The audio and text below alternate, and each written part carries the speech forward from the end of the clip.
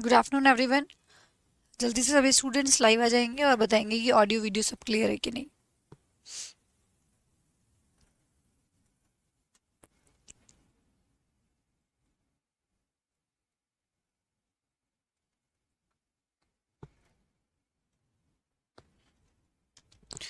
तो आज जो हमें स्टार्ट करना है that is active passive voice.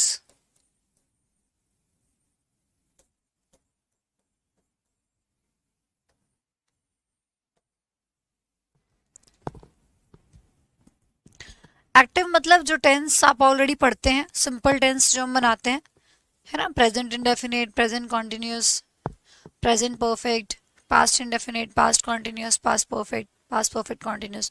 जो नॉर्मल टेंसेस हमारे होते हैं जिसमें हम is am are, was, were, ING का यूज करते हैं। प्रेजेंट इंडेफिनिट मतलब वर्ब की वो सब्जेक्ट के साथ वर्ब की बेस फॉर्म या फिर एस या एस उसमें लगाते हैं। पास्ट इंडेफिनिट में वर्ब की सेकंड फॉर्म यूज करते हैं। ये हमारी एक्टिव वॉइस होगी। जो नॉर्मल हम टेंस पढ़ते हैं, टेंस हमारा एक्टिव वॉइस हो गया। ठीक है। टेंस जो हम नॉर्मली पढ़ते हैं, टेंस चैप्टर के हमने जो अंदर जो भी टेंसेस पढ़े हैं वो हमारी एक्टिव वॉइस हो गई। उनको पैसिव वॉइस में बदलना। एक्टिव पैसिव का मतलब क्या है, देखो कहने का तरीका बदलता है। एक तो हमेशा ध्यान रखना, एक्टिव पैसिव को लेके बच्चों को कंफ्यूजन रहता है। एक्टिव पैसिव में और नरेशन में कंफ्यूज हो जाते हैं। वहां पे पूछा जाता है पैसिव वॉइस, टेंस चेंज करके आ जाता है, प्रेजेंट को पास्ट में चेंज करके आ जाएंगे।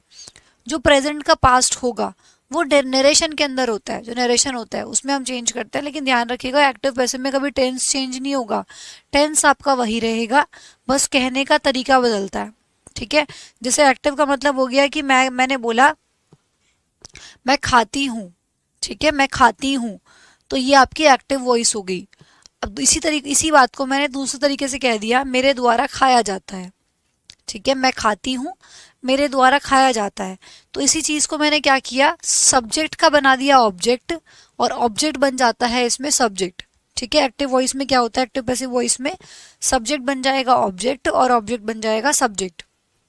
मैं खाती हूँ, मेरे द्वारा खाया जाता है, बस। ठीक है। वह खेल रही है, उसके द्वारा खेला जा रहा है। इस तरीके से एक्टिव वॉइस में आपको, एक्टिव पैसिव वॉइस में बस आपको इस तरीके से चेंज करनी होती है चीजें। ध्यान रखिएगा, टेंस इसमें नहीं बदलता है। ठीक है। अब हम एक एक करके पहले ये जानेंगे इनके स्ट्रक्चर्स को, कि हम टेंस को चेंज करते वक्त कैसे कैसे उसमें चेंजेस करेंगे। तो हम एक एक करके लिखेंगे, आप साथ साथ यहाँ पे कॉपी कर सकते हैं। तो जैसे पहले हो गया आपका प्रेजेंट इंडेफिनिट। तो मैं अगर प्रेजेंट इंडेफिनिट की बात करूं तो उसमें आप क्या करते हैं, पहले सब्जेक्ट लगाते हैं। नॉर्मल टेंस की मैं बात करूं, बल्कि मैं लिख के चलूंगी यहाँ पे कि मैं अगर इसकी एक्टिव वॉइस की बात करूं, ठीक है, मैं शॉर्ट में लिख रही हूँ एक्टिव वॉइस। ठीक है। तो एक्टिव वॉइस मतलब जब हम नॉर्मल बनाते हैं तो हम कैसे बनाते हैं, सब्जेक्ट प्लस वर्ब की फर्स्ट फॉर्म के साथ एस या एस लगा देंगे, प्लस आपका ऑब्जेक्ट हो जाएगा। तो ये आपकी एक्टिव वॉइस हो गई। फिर अगर मुझे इसकी पैसिव वॉइस बनानी है तो इसकी पैसिव वॉइस क्या बनेगी, सब्जेक्ट प्लस, ध्यान रखिएगा इसकी पैसिव वॉइस बनाते वक्त हम is am are plus verb की थर्ड फॉर्म प्लस आपका ऑब्जेक्ट, इस तरीके से इसकी पैसिव वॉइस बना देते हैं। तो जब हम प्रेजेंट इंडेफिनिट की पैसिव वॉइस बनाते हैं तो उसमें हम is am are plus verb की थर्ड फॉर्म का यूज करते हैं। एक बात हमेशा ध्यान रखिएगा जो बहुत ही कॉमन है एक्टिव पैसिव में, कि कुछ भी बना रहे हो आप, चाहे चाहे आप कुछ भी क्यों ना बना रहे हो, लेकिन इसका साथ कभी नहीं छूटेगा वर्ब की थर्ड फॉर्म का। कोई सा भी टेंस क्यों ना बना रहे हो आप, वर्ब की थर्ड फॉर्म तो लगानी ही लगानी है। ठीक है। चाहे कोई सा भी क्यों ना बना रहे हो, present indefinite, present continuous, past indefinite, past continuous, present perfect, past perfect, कुछ भी ना बना, कुछ भी क्यों ना बना रहे हो आप, लेकिन ये वर्ब की थर्ड फॉर्म तो हर किसी में लगानी है। इसका साथ तो बिल्कुल नहीं छूटेगा। तो ये जो वर्ब की थर्ड फॉर्म है ये तो लगेगी ही लगेगी, बस ये चीज हमेशा ध्यान रखिएगा। बाकी यहाँ पे चेंज हो जाएगा, ये is am are plus verb की थर्ड फॉर्म में। ठीक है। फिर मैं वही बात करूं अगर आपसे प्रेजेंट कॉन्टिन्यूस की,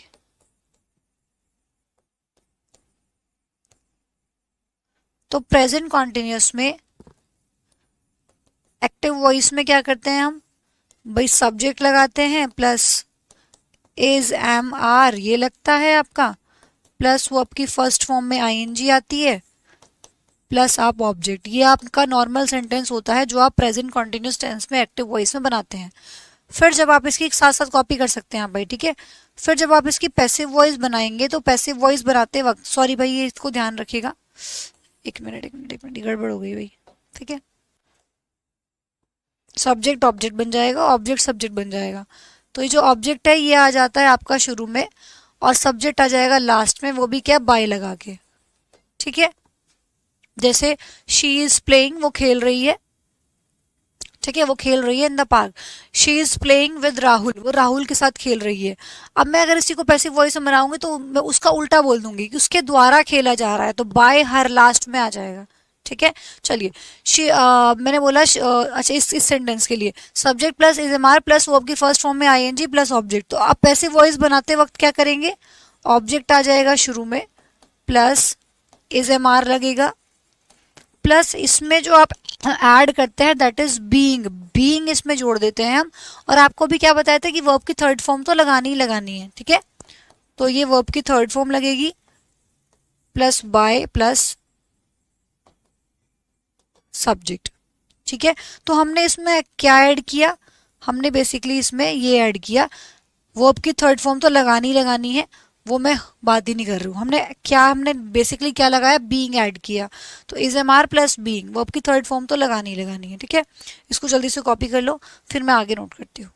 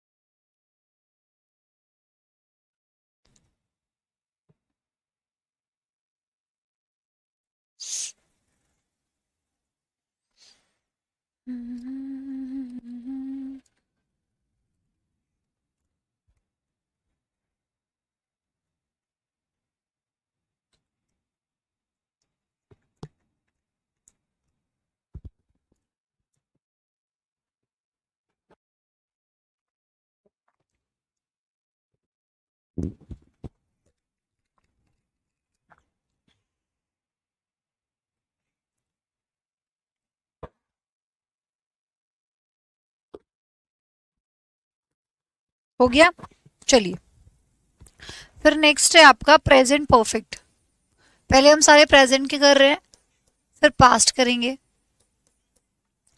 प्रेजेंट परफेक्ट, प्रेजेंट परफेक्ट की एक्टिव वॉइस में आप क्या करते हैं, subject plus has have plus verb की थर्ड फॉर्म प्लस ऑब्जेक्ट, यही करते हैं।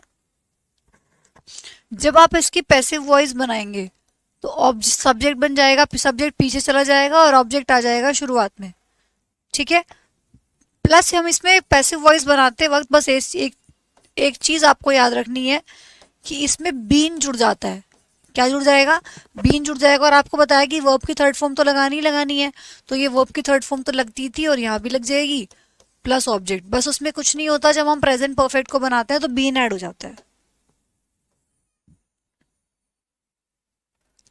ठीक है। बस बीन जुड़ जाएगा इसके अंदर और कुछ नहीं, बाकी सब सेम रहेगा। तो अच्छा अब बात आती है आपका प्रेजेंट इंडेफिनिट हो गया, ठीक है, प्रेजेंट कॉन्टिन्यूस हो गया, प्रेजेंट परफेक्ट हो गया। Present perfect continuous, present perfect continuous की पैसिव वॉइस नहीं बनाते हैं क्योंकि देखो उसमें ऑलरेडी बीन आ रहा है। प्रेजेंट परफेक्ट कॉन्टिन्यूस की मैं बात करूंगी तो उसमें हम has been, have been plus ING का यूज करते हैं, तो उसमें ऑलरेडी बीन आ रहा है तो उसकी पैसिव वॉइस हम नहीं बनाते हैं। तो तीन टेंस हैं जिसमें आपके प्रेजेंट के, जिसमें आपकी पैसिव वॉइस बनेगी, present indefinite, present continuous, present perfect. यहाँ तक आपके प्रेजेंट कंप्लीट हो गया, यहाँ तक आपकी प्रेजेंट की कंप्लीट होगी। अब बात आती है पास्ट की, पास्ट इंडेफिनिट।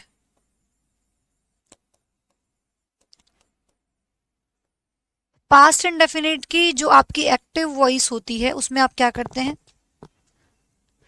एक्टिव वॉइस में भाई सब्जेक्ट होता है, वर्ब की सेकंड फॉर्म होती है और आपका ऑब्जेक्ट होता है, यही करते हो, वर्ब की सेकंड फॉर्म प्लस ऑब्जेक्ट, ये एक्टिव वॉइस हो गई। जब आप इसकी पैसिव वॉइस बनाएंगे तो क्या करेंगे, अरे मैं क्या कर रही हूँ आज, दिमाग कहाँ है मेरा, ये ऑब्जेक्ट नहीं है, बाय सब्जेक्ट लिखिए।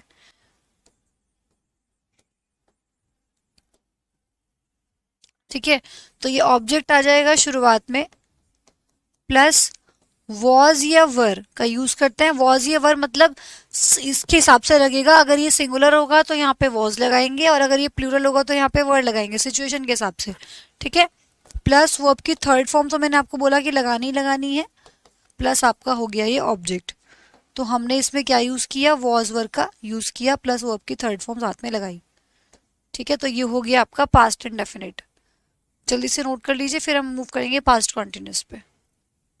देखो मैंने फिर से ऑब्जेक्ट लिख दिया, भाई देख लेना, ठीक है, हो रही है आज गड़बड़ थोड़ी सी, कई बार माइंड थोड़ा इधर उधर चला जाता है।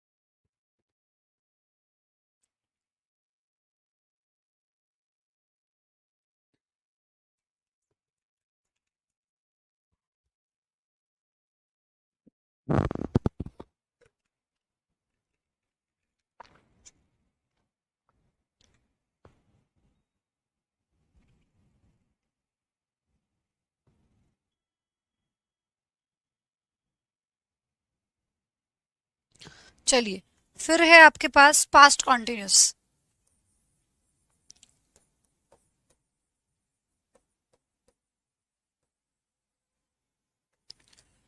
पास्ट कॉन्टिन्यूस की एक्टिव वॉइस में आप क्या करते हैं, subject plus was were plus verb की फर्स्ट फॉर्म के साथ आईएनजी प्लस ऑब्जेक्ट, यही करते हैं ना। जब आप इसकी पैसिव वॉइस बनाएंगे तो ये हो जाएगा ऑब्जेक्ट प्लस वॉज या वर, आप सब्जेक्ट के अकॉर्डिंग जो भी आपका सिंगुलर प्लूरल होगा, प्लस इसमें हम बीइंग ऐड करते हैं, जैसे प्रेजेंट कॉन्टिन्यूस में किया था ना, देखो बीइंग ऐड किया था, is am are plus being plus verb की थर्ड फॉर्म। ऐसी पास्ट कॉन्टिन्यूस में was were plus being plus verb की थर्ड फॉर्म तो लगानी ही लगानी है, प्लस बाय प्लस सब्जेक्ट। ठीक है, तो हमने इसमें क्या किया, was were plus being add किया, जैसे हमने उसमें प्रेजेंट में is am are plus being add किया था, ऐसे ही इसमें हमने किया। फिर आता है आपके पास पास्ट परफेक्ट।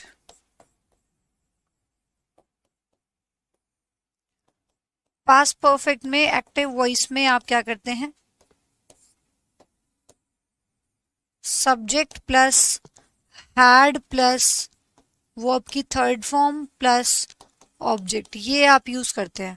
और जब हम इसकी पैसिव वॉइस बनाएंगे तो उस केस में आपका ऑब्जेक्ट आ जाएगा शुरुआत में, प्लस हैड के साथ आप यूज करेंगे यहाँ पे बीन का, जैसे हमने प्रेजेंट परफेक्ट में किया। देखो प्रेजेंट परफेक्ट में क्या किया, has been, have been, has singular के साथ, हैव प्लूरल के साथ, बीन ऐड कर दिया। सेम ऐसे ही पास्ट परफेक्ट में हम बीन लगा देंगे और वर्ब की थर्ड फॉर्म तो मैंने बोला लगानी लगानी है, प्लस आपका हो गया ये ऑब्जेक्ट। ठीक है, तो इसमें हमने क्या किया, हैड बीन का यूज किया। ठीक है, चलिए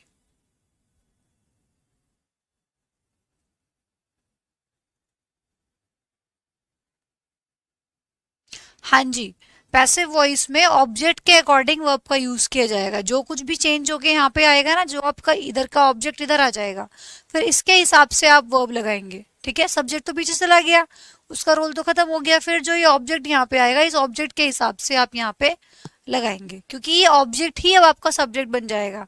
यहाँ मैंने ऑब्जेक्ट क्यों लिखा है, क्योंकि ये उठ के यहाँ पे आया है, लेकिन इस सेंटेंस के लिए तो ये सब्जेक्ट ही है ना।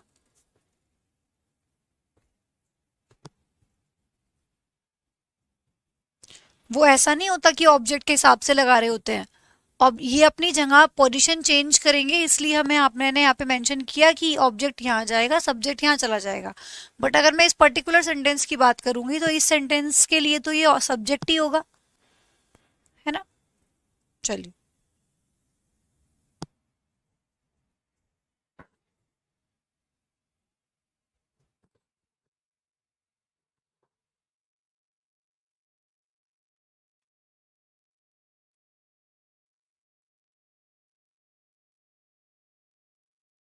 इसी तरीके से मैं अगर बात करूं यहाँ पे पास्ट परफेक्ट कॉन्टिन्यूस की, तो पास्ट परफेक्ट कॉन्टिन्यूस की भी पैसिव वॉइस नहीं बनती है, क्योंकि उसमें भी देखो हम हैड बीन प्लस आईएनजी का यूज करते हैं, हैड बीन प्लस आईएनजी का।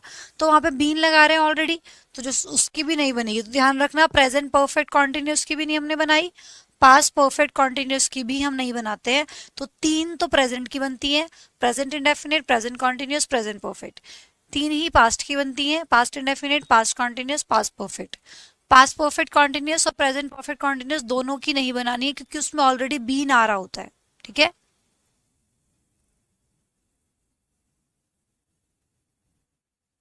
बहुत सारे सेंटेंसेस ऐसे होते हैं मोहित जिनकी पैसिव वॉइस हम नहीं बना सकते, तो ऑब्जेक्ट जरूरी है पैसिव वॉइस बनाने के लिए। बाकी हम अभी एग्जांपल्स करेंगे, उसकी हेल्प से समझेंगे। ओके,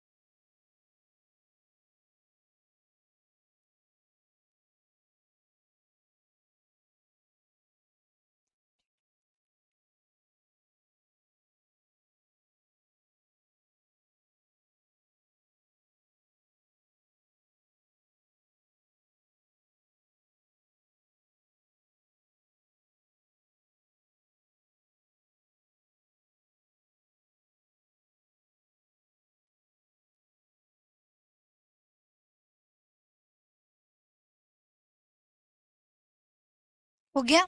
चलिए, तो पास्ट परफेक्ट कॉन्टिन्यूस की हमें नहीं बनानी है। अब हम आते हैं फ्यूचर पे। फ्यूचर में दो ही टेंस ऐसे हैं जिनकी पैसिव वॉइस बनानी है आपको। एक तो फ्यूचर इंडेफिनिट,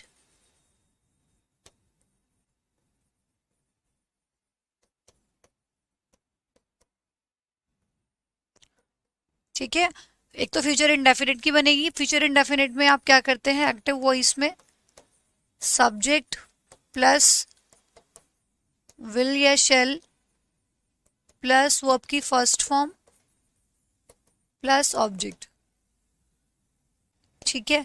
और पैसिव वॉइस में क्या करेंगे आप, ऑब्जेक्ट आ जाएगा, जैसे आपका जो भी लास्ट में होगा वो शुरू में आ जाएगा, प्लस इसमें विल बी शेल बी, ठीक है। विल शेल जो भी लगेगा दोनों में से कोई एक चीज, प्लस बी ऐड करेंगे, प्लस वर्ब की third form plus by plus subject, ठीक है। तो हमने इसमें क्या किया, विल बी शेल बी का यूज किया। फिर देखो फ्यूचर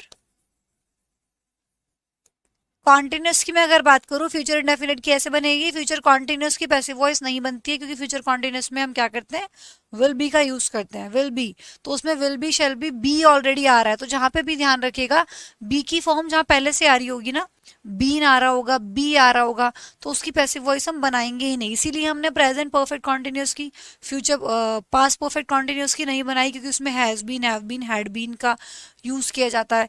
इस तरीके से मैं अगर फ्यूचर कॉन्टिन्यूस की बात करूँ तो वहां पे विल बी लगता है, will be plus I N G, she will be going, है ना। इस तरीके से विल बी गोइंग, तो वहां पे हम उसकी पैसिव वॉइस नहीं बनाएंगे। अब हम डायरेक्ट फ्यूचर इंडेफिनिट के बाद बनाते हैं फ्यूचर परफेक्ट की। फ्यूचर परफेक्ट की, तो फ्यूचर परफेक्ट की मैं बात करूं अगर एक्टिव वॉइस की, तो इसमें हम क्या करते हैं, सब्जेक्ट प्लस विल या शेल में से कोई एक चीज लगाते हैं, प्लस उसके बाद हम हैव लगाते हैं, विल हैव, शैल हैव, ऐसे यूज करते हैं ना। प्लस वो आपकी थर्ड फॉर्म लगती है, प्लस आपका ऑब्जेक्ट लगता है। इस तरीके से आप फ्यूचर परफेक्ट की एक्टिव वॉइस बनाते हो। और जब आप पैसिव वॉइस बनाएंगे तो आप क्या करेंगे, ऑब्जेक्ट आ जाएगा शुरुआत में, प्लस ये विल शेल तो लगेगा ही, साथ ही साथ हैव भी लगेगा। बस इसमें क्या ऐड हो जाएगा, बीन जुड़ जाएगा, बीन और लग जाएगा, प्लस वो आपकी third form, plus by, plus subject. ठीक है, तो ये जो will have been, shall have been है, ये आपने यहाँ पे ऐड किया एक्स्ट्रा। ठीक है, बीन लग जाएगा बस।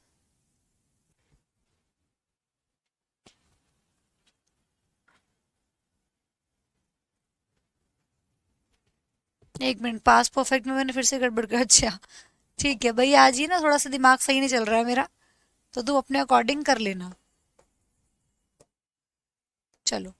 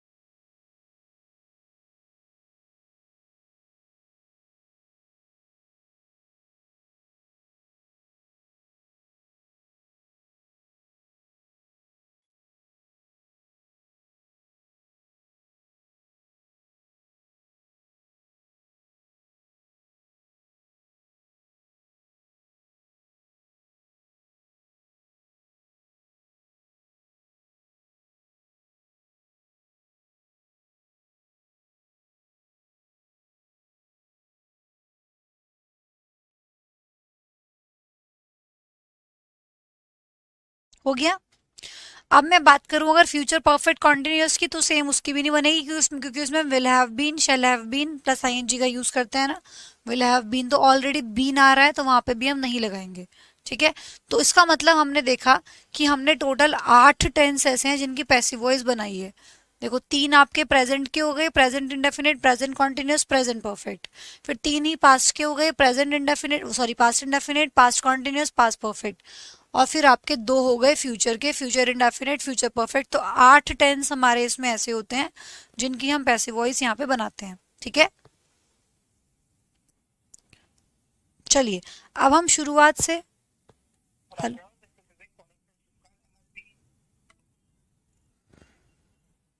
ठीक है भाई, तो अब हम यहाँ पे एक एक करके स्टार्ट करेंगे। तो पहले हम यहाँ पे लेते हैं प्रेजेंट इंडेफिनिट।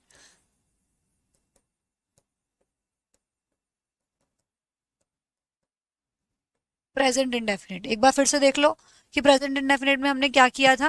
प्रेजेंट इंडेफिनिट में हमने ये हमारी एक्टिव वॉइस होती है, और पैसिव वॉइस बनाते वक्त is am are plus verb की थर्ड फॉर्म का यूज किया था। अब इसकी मदद से आप लोगों को खुद से सेंटेंस बना बना के मुझे भेजने हैं। जल्दी से बताइए कि जो फर्स्ट सेंटेंस में यहाँ पे लिख रही हूँ, पप्पू डज वर्क, बिल्कुल बेसिक से स्टार्ट करेंगे। इसकी पैसिव वॉइस क्या होगी बताइए, जल्दी से बताएंगे। फिर सेकंड सेंटेंस है, डज शी ईट मैंगोज, इन दोनों की पैसिव वॉइस बताइए क्या बनेगी, जल्दी बताएंगे भाई।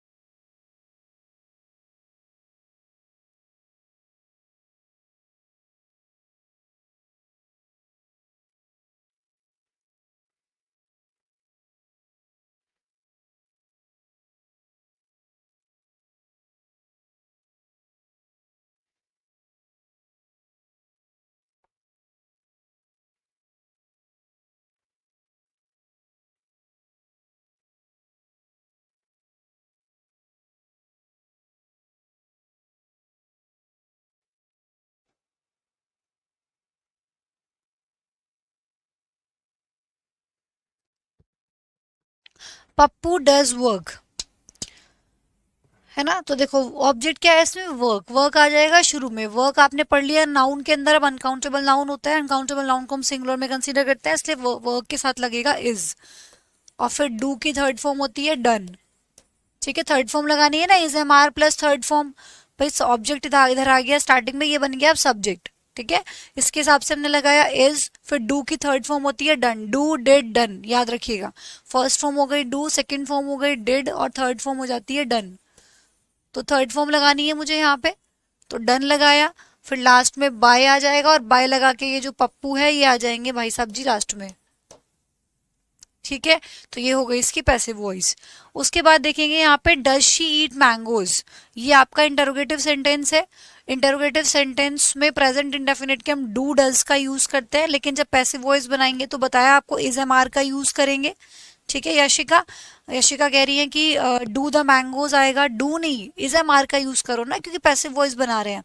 जब हम प्रेजेंट इंडेफिनिट की पैसिव वॉइस बनाएंगे तो कोई डू कोई डज नहीं लगाना है, इज एम आर का ही आप वहां पे यूज करेंगे, ठीक है। तो मोहित ने भी गलत बनाया है, मोहित भी डू मैंगोज कह रहे हैं, ठीक है। और मृदुल ने भी गलत बनाया है, क्योंकि उन्होंने इंटरोगेटिव सेंटेंस को सिंपल बना दिया है, mangoes are eaten by her. Question को क्वेश्चन रहने दो, ठीक है, और एज एम आर का यूज करते हुए बनाओ।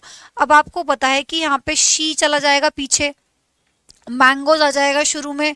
तो मैंगोज प्लूरल है कि सिंगुलर है, मैंगोज है प्लूरल, ज्यादा की बात हो रही है, तो मैंगोज के लिए ना तो इज लगेगा ना एम लगेगा, क्या लगेगा, आर लगेगा, ठीक है।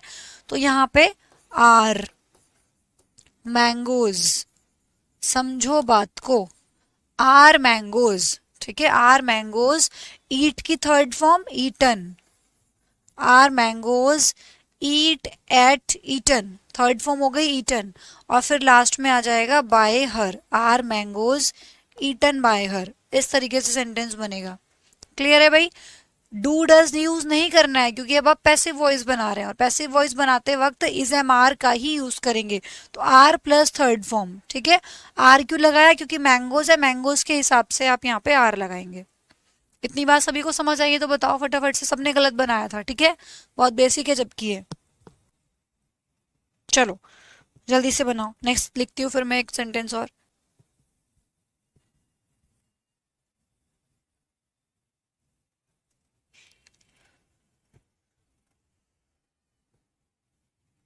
चलो नेक्स्ट है फिर सेंटेंस हमारे पास,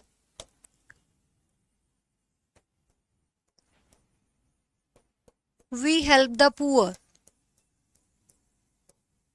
अब फॉर एग्जाम्पल इसमें ऑब्जेक्ट ही ना हो, मैं ऐसे लिख दूं वी हेल्प, हमने मदद की, हम मदद करते हैं, वी हेल्प, तो क्या इसकी पैसिव वॉइस बन पाएगी? नहीं बन पाएगी, क्योंकि आपने बताया ही नहीं कि किसकी किसकी मदद करते हैं, ऑब्जेक्ट ही नहीं है। और जब ऑब्जेक्ट ही नहीं है तो किसको शुरू में लेके आओगे, किस हिसाब से वर्ब लगाओगे?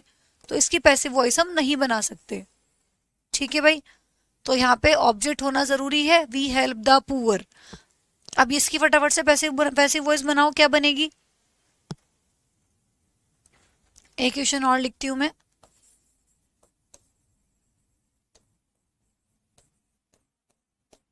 विच book do you like?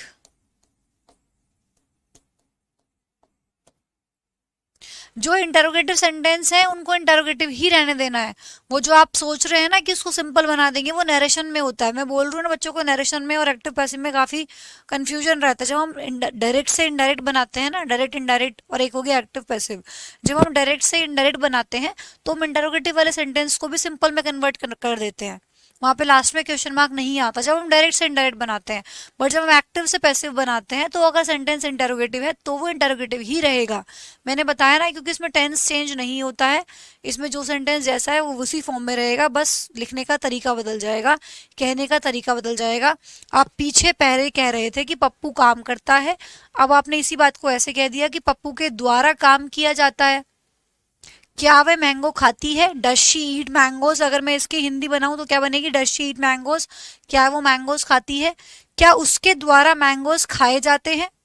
Question तो अभी भी पूछ रहे हो ना, सिंपल सेंटेंस तो नहीं बना सकते। अगर आप बोलोगे mangoes are eaten by her, तो आप तो बता रहे हो कि उसके द्वारा मैंगो खाए जाते हैं, लेकिन हमें तो पूछना है क्या उसके द्वारा मैंगोज खाए जाते हैं? आर मैंगोज ईटन बाय हर?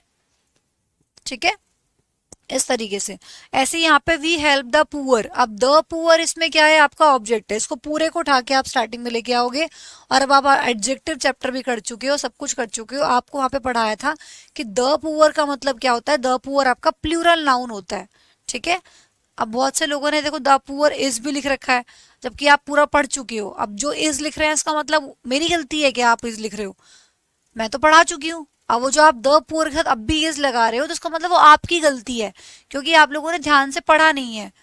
जब मैंने एडजेक्टिव पढ़ाया तो ध्यान से सुना नहीं, रिवीजन नहीं करा, प्रैक्टिस नहीं करी, और अब गलत कर रहे हो, फिर बोलोगे मैम समझ में नहीं आया। मैं तो पढ़ा चुकी हूँ। द पुअर क्या है? द पुअर मतलब पूरी एक गरीब की बात नहीं हो रही है, सारी पूरी कम्युनिटी की बात हो रही है, सबकी बात कर रहे हो। जितने भी गरीब लोग हैं हम उनकी मदद करते हैं। वी हेल्प द पुअर मतलब हम जितने भी गरीब लोग हैं, किसी की भी, हर किसी की बात हो रही है कि हम उनकी मदद करते हैं, चाहे कोई भी हो। तो द पुअर हमारा प्लूरल नाउन होता है, याद रखिएगा, क्योंकि ये पूरी की पूरी एक गरीब की नहीं, सब गरीबों की बात हो रही है। और उसके साथ अब यहाँ पे आर का यूज करेंगे, the poor are, third form लगाएंगे हेल्प्ड बाय, और ध्यान रखिएगा वी का क्या हो जाएगा? अस हो जाएगा। वी मत लगा देना, बाय वी ये मत कर देना। ठीक है, बाय अस हो जाएगा, क्योंकि ध्यान रखिएगा क्यों किया हमने अस। बाय प्रेपोजिशन होती है, प्रेपोजिशन अपने बाद ऑब्जेक्ट फॉर्म लेती है, तो वी नहीं लगा सकते हम। जो भी यहाँ पे प्रोनाउन लिखा होगा उसकी ऑब्जेक्ट फॉर्म हम लास्ट में यहाँ पे लगाएंगे। कोई नाम लिखा है तो नाम का तो नाम एज इट इज आ जाएगा, बट अगर कोई प्रोनाउन लिखा है तो उसकी आप सब्जेक्ट फॉर्म ना लगा के फिर यहाँ पे क्या लगाएंगे? ऑब्जेक्ट फॉर्म लगाएंगे। क्लियर बात? अब देखो, विच book do you like interrogative sentence है, सो इंटरोगेटिव ही हमें बने रहने देना है इसको। विच बुक डू यू लाइक, तो यहाँ पे प्रेजेंट इंडेफिनिट डू डस का यूज कर रखा है हमने। बुक के लिए हम क्या लगाएंगे? विच बुक इज, लाइक की third form liked by you, you चला जाएगा पीछे, which book is liked by you. ठीक है, which book is liked by you. भाई which book do you like, तुम कौन सी बुक पसंद करते हो? Which book do you like, तुम कौन सी बुक पसंद करते हो? Which book is liked by you, तुम्हारे द्वारा, बाय यू तुम्हारे द्वारा कौन सी बुक पसंद की जाती है। जो इंटरोगेटिव वर्ड है वो तो शुरू में ही रहेगा। ठीक है, विच बुक शुरू में ही रहेगा, फिर आपने यहाँ पे इज लगाया बुक के हिसाब से, लाइक की थर्ड फॉर्म होगी लाइक्ड, और जो ये आपका यू है ये चला गया लास्ट में बाय यू। सब्जेक्ट जो था वो पीछे चला गया। सब्जेक्ट क्या है इसमें? सब्जेक्ट इसमें यू है। ठीक है, ध्यान रखिएगा सब्जेक्ट यू है इसमें, सब्जेक्ट बुक नहीं है, सब्जेक्ट है यू। विच तो नहीं हटा सकते ना आप सेंटेंस से। कुछ बच्चों ने देखो इसको बनाया है is book liked by you. अगर आप ऐसे बोलोगे इज बुक, तो आप तो पूछ रहे हो क्या तुम्हारे द्वारा बुक पसंद की जाती है, वो तो ये हो गया। ये नहीं पूछना है, पूछना ये है कि तुम्हारे द्वारा कौन सी बुक पसंद की जाती है। ठीक है, तो विच जो इंटरोगेटिव वर्ड है इसको हटा नहीं सकते आप, इसको तो लगाना ही है, विच बुक। ठीक है, चलो चलो ऐसा ही एक और बनाओ फिर, जब तक प्रैक्टिस नहीं होगी बनाते रहो। व्हाट डू यू ईट, तुम क्या खाते हो, यही हुई इसकी हिंदी, तुम क्या खाते हो। अब इसकी पैसिव वॉइस बनाओ इस एम आर की मदद से, बनाओ। इंटरोगेटिव सेंटेंस को इंटरोगेटिव ही रहने देना।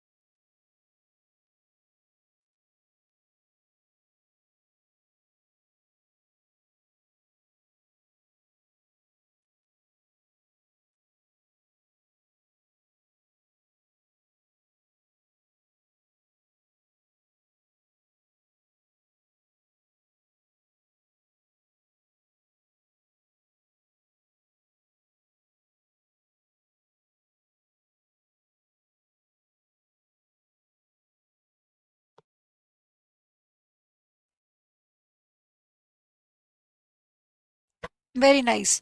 तो यशिका ने बनाया है, मोहित ने बनाया है, very nice. What is eaten by you, बहुत अच्छा भाई। What is eaten by you, तो देखो what is eaten by you, भाई तुम क्या खाते हो और तुम्हारे द्वारा क्या खाया जाता है। बोल सकती हूँ मैं इसको ऐसे, तुम क्या खाते हो, व्हाट डू यू ईट, तुम्हारे द्वारा क्या खाया जाता है। ठीक है, what is eaten by you. देखो ध्यान रखिएगा, जब भी आपकी हेल्पिंग वर्ब के बाद कोई पर्सन ना दिया हो, तो आपको, जैसे मैं, मतलब मेरे कहने का मतलब ये है कि मैंने यहाँ पे ऐसे क्यों नहीं लिख दिया what are eaten by you, is ही क्यों लगाया। मैंने ऐसे क्यों नहीं लिखा what are eaten by you, what is eaten by you ही क्यों बोला मैंने। तो ध्यान रखिएगा, जब भी हेल्पिंग वर्ब के बाद पर्सन ना दिया हो आपको, ठीक है, हेल्पिंग वर्ब के बाद मतलब किसके हिसाब से हम हेल्पिंग वर्ब लगाएं, कैसे पता लगेगा, जब कुछ ना दिया हो तो उस केस में हेल्पिंग वर्ब सिंगुलर ही आपकी आएगी। साइड में आप इस चीज को ब्रैकेट में लिख लीजिए कि हेल्पिंग वर्ब के बाद अगर पर्सन नहीं है तो हेल्पिंग वर्ब सिंगुलर ही लगानी है। ठीक है, फिर हेल्पिंग वर्ब कैसी आती है, सिंगुलर ही आती है। तो what is eaten by you होगा, what are eaten by you नहीं होगा।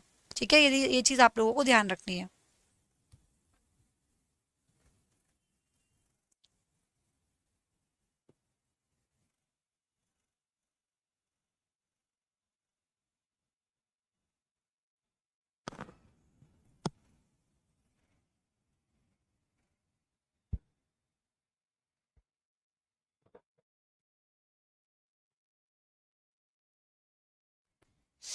चलो नेक्स्ट बनाओ।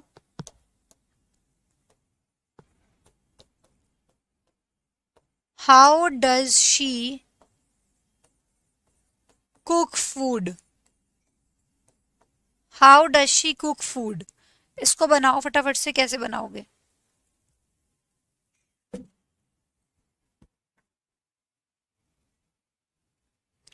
How does she cook food,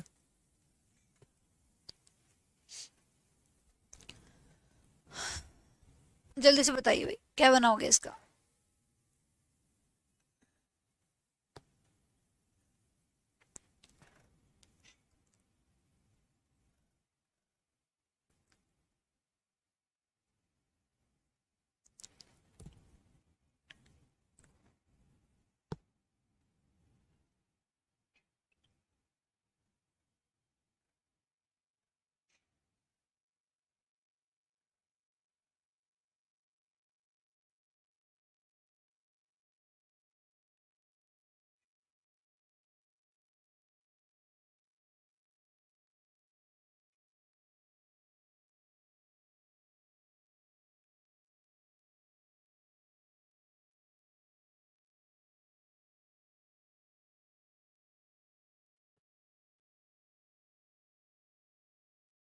very nice.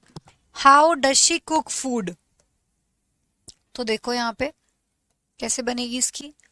How food, food आ जाएगा शुरू में। हाउ फूड, फूड के हिसाब से, फूड सिंगुलर है तो फूड के हिसाब से आप यहाँ पे इज का यूज करेंगे। कुक की थर्ड फॉर्म हो जाएगी cooked. How food is cooked by, और शी का क्या हो जाएगा यहाँ पे, her. How food is cooked by her. ठीक है, how food is cooked by हर।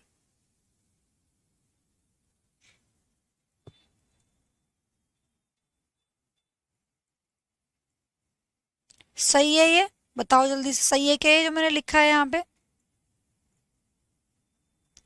सभी लोग बताएंगे जो यहाँ पे लिखा हुआ है सही है।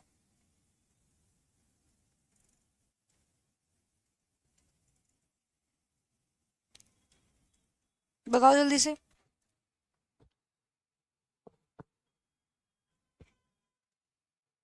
सही लिखा हुआ है ये?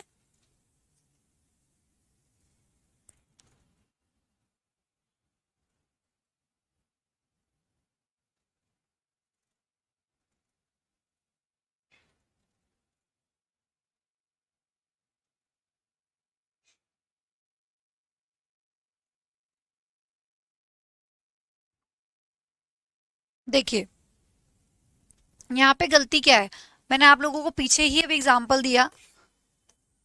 देखिए अगर आप किसी से पूछ रहे हैं तो क्या ऐसे, अगर आपको किसी से पूछना है कि तुम्हारा नाम क्या है, तो क्या आप ऐसे पूछते हैं व्हाट योर इज नेम?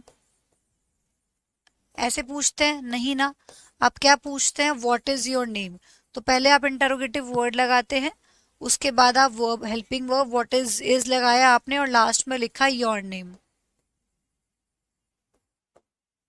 ये तो बोलते हैं व्हाट इज योर नेम। तो इसी तरीके से पहले यहाँ पे हेल्पिंग वर्ब आएगी, फिर सब्जेक्ट आएगा, फिर मेन वर्ब आएगी। इंटरोगेटिव सेंटेंस में हम यही तो करते हैं। मैं अगर आपसे पूछती हूँ कि तुम कहाँ रहते हो, इसकी इंग्लिश क्या बनाओगे? अगर मैंने आपसे पूछा कि तुम कहाँ रहते हो, तो ऐसे बोलते हो वेयर यू लिव। ये बोलते हो वेयर यू लिव? नहीं, हम क्या बोलते हैं, where do you live. Where do you live, पहले हेल्पिंग वर्ब लगाई, फिर सब्जेक्ट लगाई, फिर मेन वर्ब लगाई। यही तो करते हो। तो यहाँ पे तो ऐसे ही करना है। How is food cooked by her, तो ये इज पहले आएगा ना, फिर सब्जेक्ट आएगा, फिर मेन वर्ब आएगी। क्लियर है? तो इन सब चीजों का ध्यान रखो। इसको रफ वर्क करके साइड में कर लेना। चलो नेक्स्ट देखो। मैंने पूछा, मैंने बोला whom do you blame? whom do you blame? चलो इसकी पैसिव वॉइस बनाओ, whom do you blame?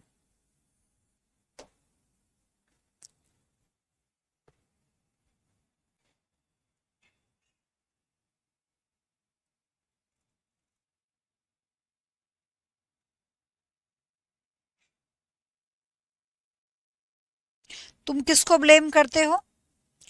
whom do you blame, तुम किसको ब्लेम करते हो? इसकी पैसिव वॉइस क्या बनेगी? तुम किसको ब्लेम करते हो, whom do you blame? तुम्हारे द्वारा कौन ब्लेम किया जाता है?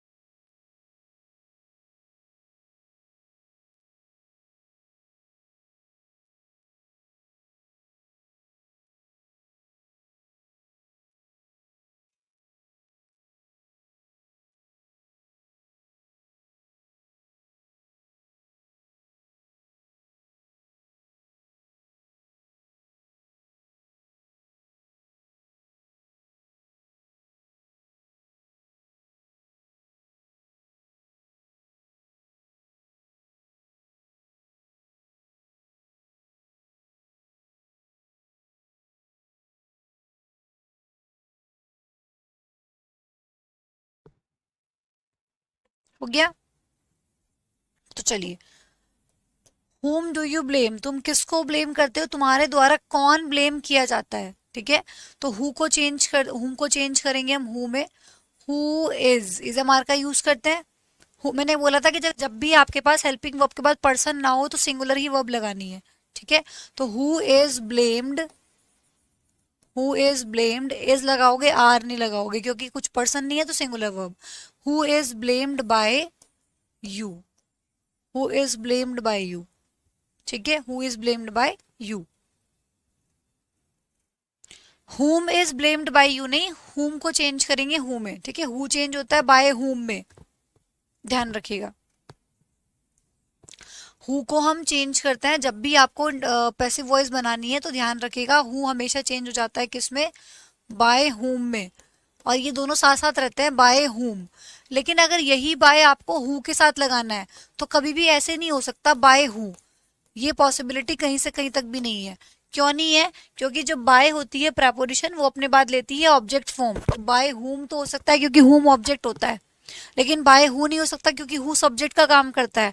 तो जब भी आपको लगाना हो, हु को चेंज करना हो, तो चेंज होगा बाय हुम में।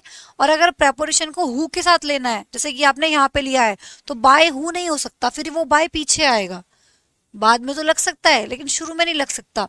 तो who is blamed by you, by who नहीं लिख सकते आप, ठीक है। अभी मैं हु वाला एग्जाम्पल भी लिखती हूँ तो उससे क्लियर हो जाएंगी चीजें।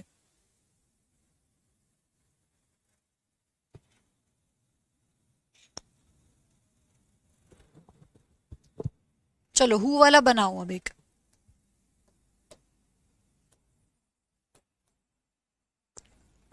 हु स्कोल्ड्स हिम, को कौन डांटता है, हु स्कोल्ड्स हिम। चलो इसको बनाओ फटाफट से कि कैसे बनाएंगे। हु को चेंज करना है बाय हुम में, बाय हुम की हेल्प से इसको बनाओ।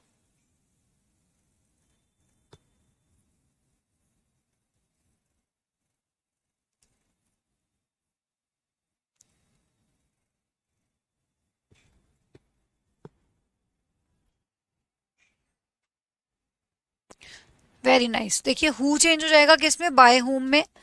तो देखिए bye whom is he scolded, bye whom is he scolded, ठीक है। ही सिंगुलर है इसलिए हमने यहाँ पे इज लगाया। Bye whom is he scolded, scold की थर्ड फॉर्म स्कोल्डेड हो जाएगी, थर्ड फॉर्म तो लगानी लगानी है। तो bye whom is he scolded, इस तरीके से बन जाएगा, पहले हेल्पिंग वर्ब फिर सब्जेक्ट फिर मेन वर्ब, ठीक है। ये पैटर्न फॉलो करना है आपको। अब इसको बनाने का एक तरीका और है, हमेशा ध्यान रखना जब भी आपके पास इस तरह का सेंटेंस आए हु से बना हुआ, तो उसको बनाने के दो तरीके होते हैं। या तो आप उसको बाय हुम से बना लो, simple, by whom is he scolded. लेकिन अगर आप चाहते हो कि मुझे इसको हु से ही बनाना है, अगर आप चाहते हो कि मुझे इसकी पैसिव वॉइस हु से ही बनानी है, तो हु से भी बन जाएगी। पर अगर आप इसको हु से बनाओगे तो फिर बाय हु तो आप लिख नहीं सकते, क्योंकि बाय अपने बाद हु नहीं लेगा, सब्जेक्ट नहीं लेगा। तो हु से अगर आप इसको बनाओगे तो फिर ये चीज तो सेम रहेगी, हु इज ही स्कोल्डेड,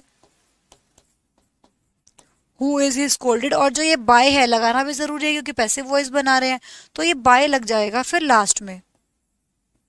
तो दो तरीके से इसकी पैसिव वॉइस बन सकती है, या तो ऐसे bye whom is he scolded, या फिर ऐसे who is he scolded bye.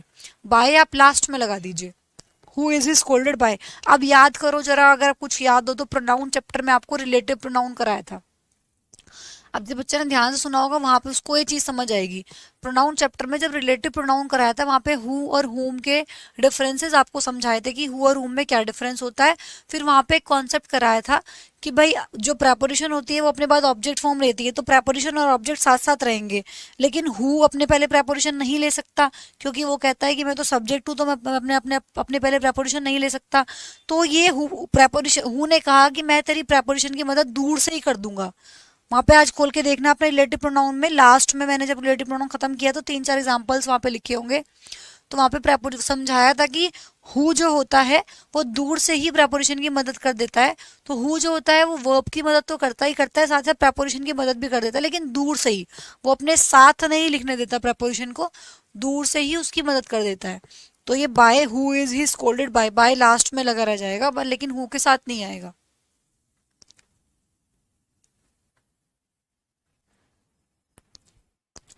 ठीक है। नहीं, मोहित पूछ रहे हैं कि ma'am he is scolded by whom नहीं बन सकता क्या? नहीं, जो इंटरोगेटिव वर्ड होता है ना उसको हम स्टार्टिंग में ही लेते हैं। ठीक है, जो भी हमारा इंटरोगेटिव वर्ड होता है, वाई, विच, हाउ, है ना, वेयर, हु, बाय हुम, उनको स्टार्टिंग में ही लिखिए। ठीक है, प्रायोरिटी देनी है कि उनको स्टार्टिंग में ही लिखना है। तो इस तरीके से बनेगा। इंटरोगेटिव सेंटेंस, इंटरोगेटिव मार्क कर रहे हो ना सेंटेंस को, स्पोकन में सब चल जाता है, स्पोकन में बोल देते हैं आप ऐसे। चलिए, हो गया, लिख लिया इतना। फटाफट से 2 सेंटेंस और लिखेंगे, फिर मैं क्लास एंड करती हूँ, फिर दूसरे इवेंट में आना। अब इसके बाद जो बना हुआ है ना,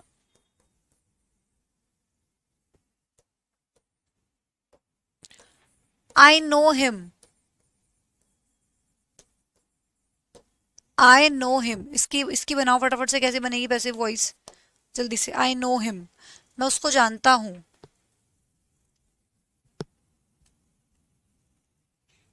चलो, हु से एक और लिख लो, इसी से बना लो, हु नोज यू, तुम्हें कौन जानता है। हु नोज यू, थोड़ा ऊपर लिख रही हूं मैं इसको, क्योंकि नीचे फिर इसके 2 सेंटेंस बनाएंगे ना हम। Who knows you. चलो, तुम इन दोनों सेंटेंस की इंग्लिश बनाओ जल्दी से। मैं इस इवेंट को कैंसिल करके दूसरे इवेंट में आती हूँ, वहां ये दोनों सेंटेंस डिस्कस करेंगे। इनको नोट करो और इनकी इंग्लिश बनाओ जल्दी से। चलो, तुरंत दूसरा इवेंट आ रहा है।